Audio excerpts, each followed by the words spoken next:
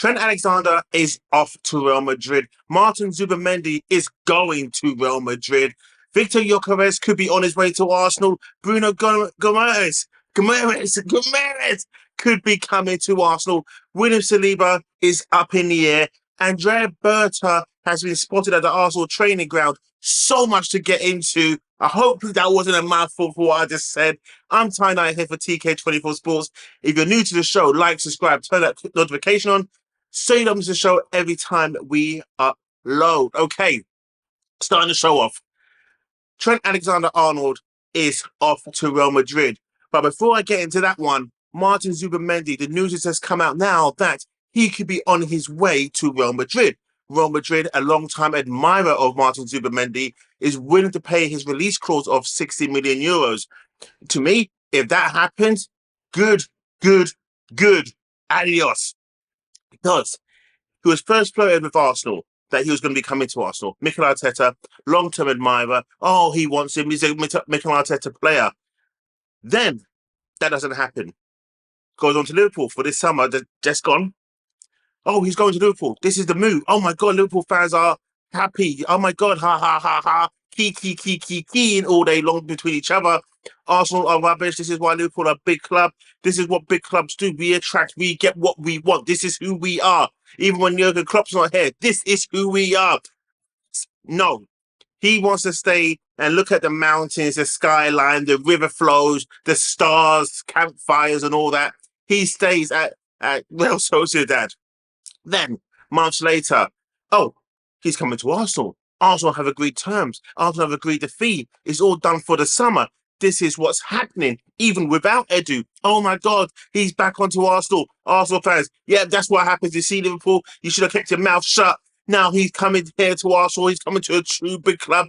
Mikel Arteta's a big-time admirer. They've been speaking. Yes, this is what's going to happen.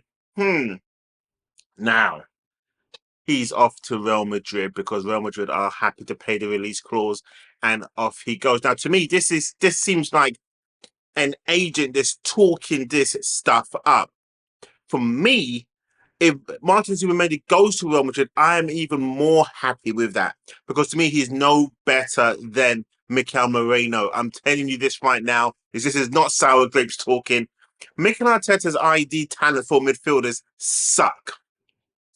He's a manager that I like, but he has flaws. And some of his flaws is ID talent. Some of his flaws is understanding what he actually wants.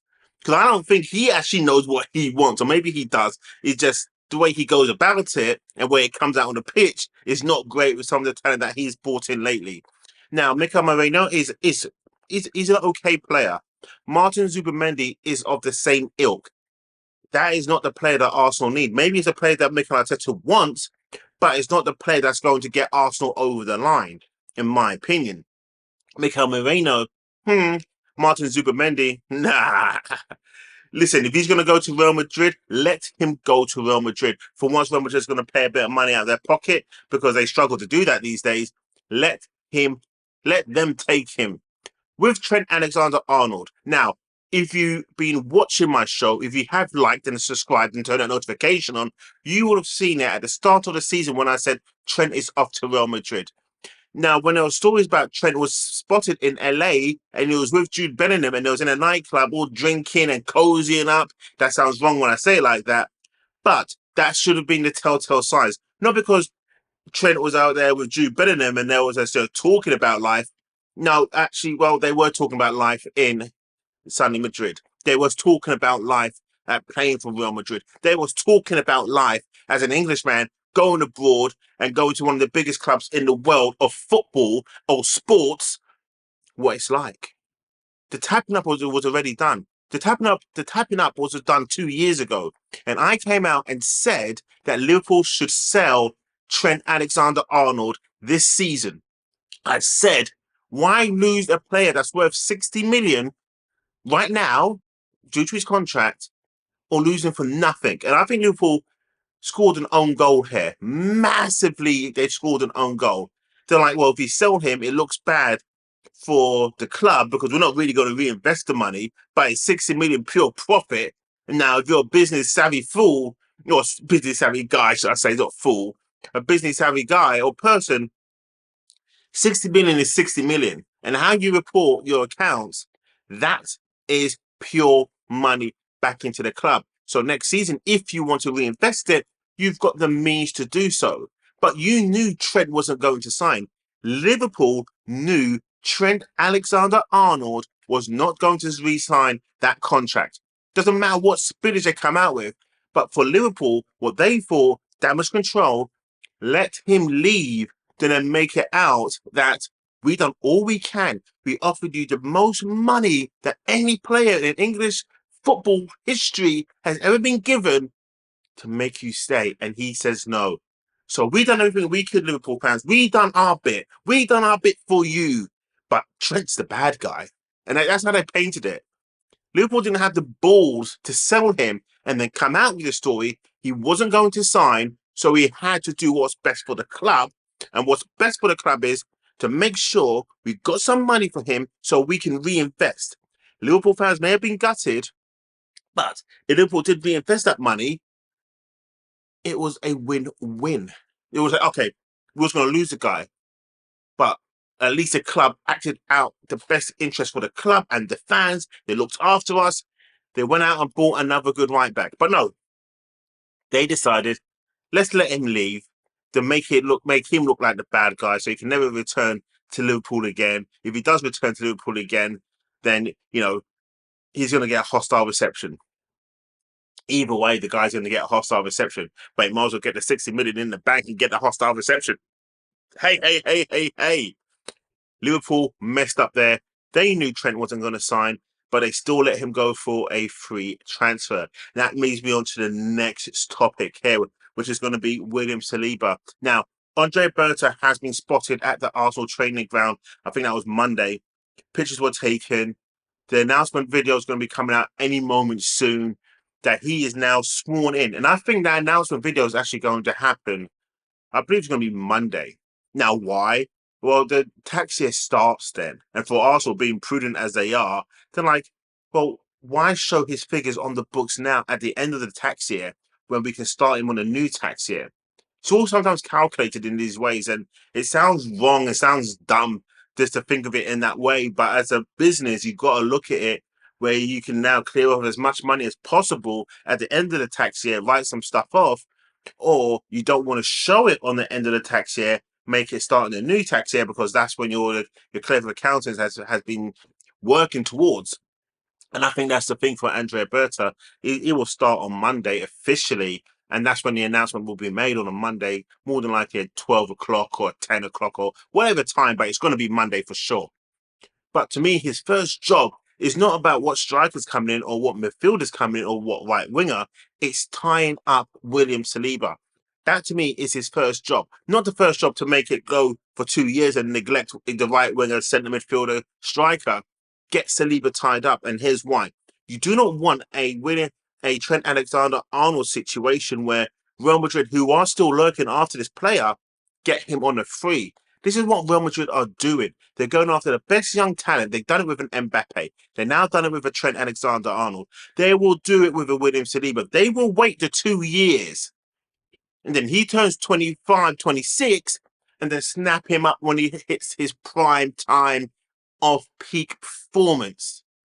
Arsenal needs to start thinking, okay, Andrea, can you get this guy to sign a new contract? Can you get him to believe in Mikel Arteta's vision or the next manager's vision with Mikel Arteta, who I believe is only going to have 1 year left after this current season? Can we get him tied down? As long as Arsenal can get William Saliba to sign a contract, they can then cash in on him should he start making rumbles in the background a year to 2 years later. If Arsenal fail to sign William Saliba, at least even before the summer transfer window, and Arsenal fans are going to hate to hear this, but maybe we should start looking to sell him. And even if that's to sell him to Real Madrid and we get 140, 150 for him, 130, whatever, as long as it starts with a 1, that's 100 million I'm talking, Arsenal might need to start looking at that, because if you allow him to get down to a year left on his contract, he is going to walk away for free. And that is something Arsenal cannot afford to happen. They should not afford to let that happen. So Andrea Berta, his first moment in charge is to get William Saliba to sign a new contract. Why haven't I not mentioned Bukayo Saka? Because that's not a worry. That's not a fear.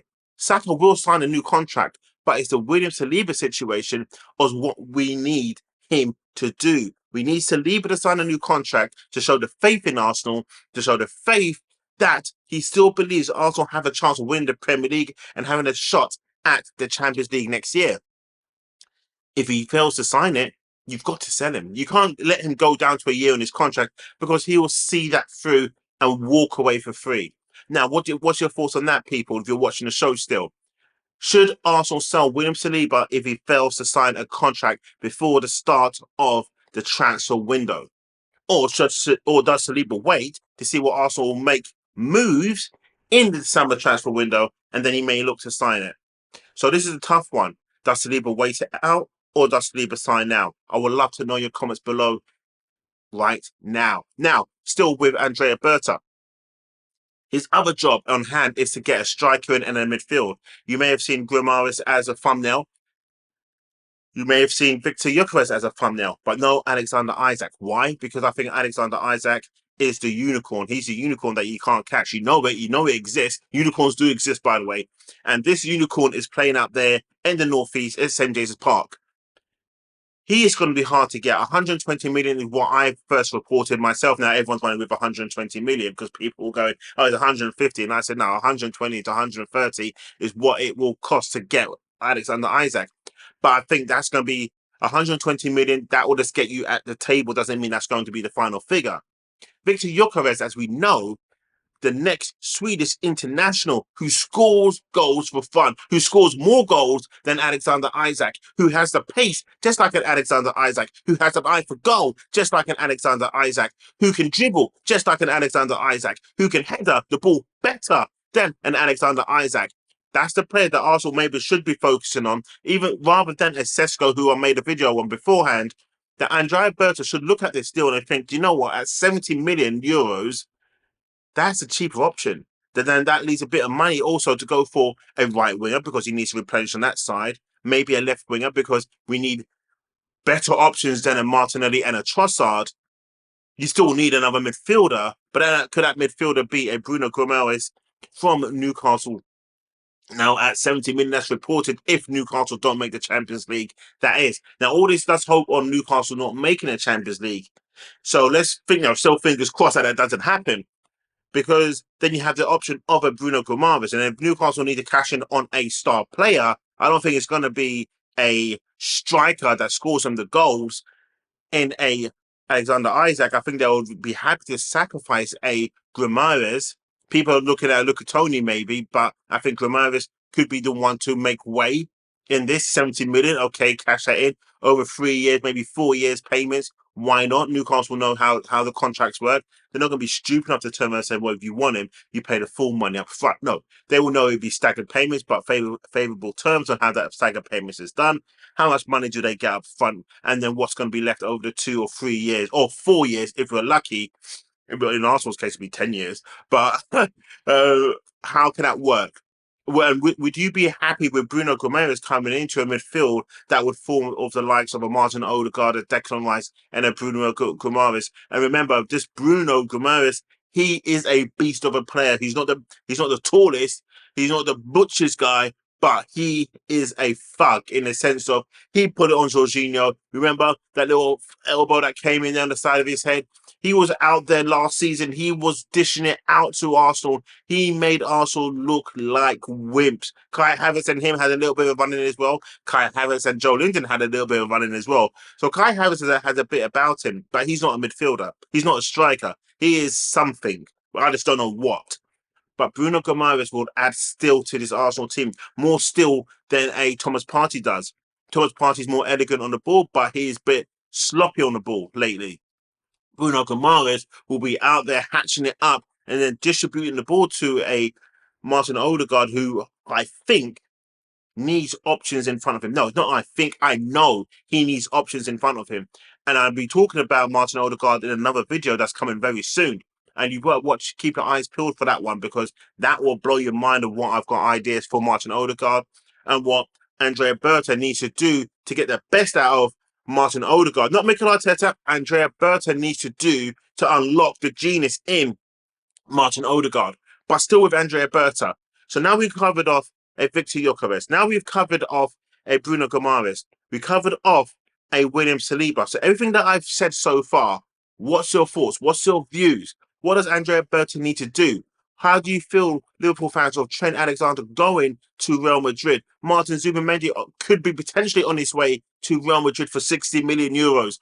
Which one are you happy with? Are you happy with none? Are you happy with them all? I need to know because I'm tying that here for TK24 Sports. If you're new to the show, like, subscribe, turn that notification on so you don't miss a show every time we upload.